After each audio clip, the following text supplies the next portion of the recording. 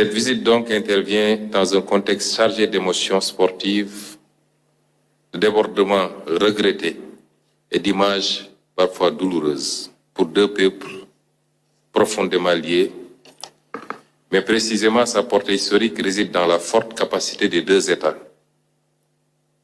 frères, de ne pas laisser l'émotion surplomber et décider du sens.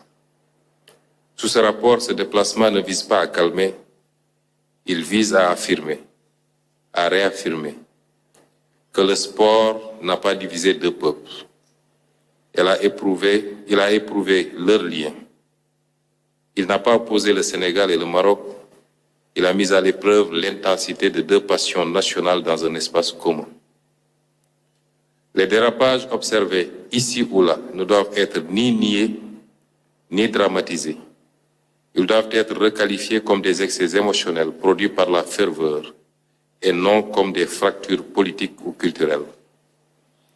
Car le sport, si passionnant et si passionné soit-il, est trop fluide à résumer les relations entre les deux nations, comme vous l'avez rappelé tantôt, Monsieur le Premier ministre, et entre les deux États. Relations faites de l'ancienneté des liens humains, spirituels, économiques et culturels, que vous avez rappelé tantôt, de la circulation historique des personnes, des savoirs, des confréries, des étudiants, des entrepreneurs, de la confiance politique bâtie dans la durée, au-delà des alternances et des conjonctures. Un lien entre État et peuple qui survit aux événements parce qu'il est enraciné dans l'histoire partagée. Ce voyage donc, Excellence Monsieur le Premier ministre, sous le sceau de la 15e session de la commission mixte, n'est pas un voyage d'apaisement. Est-ce d'ailleurs réellement nécessaire si l'amitié sénégalo-marocaine est ce qu'il se dit? C'est un voyage de confirmation, de dépassement et de refondation du lien à la hauteur de deux nations qui se respectent, se reconnaissent et se projettent ensemble.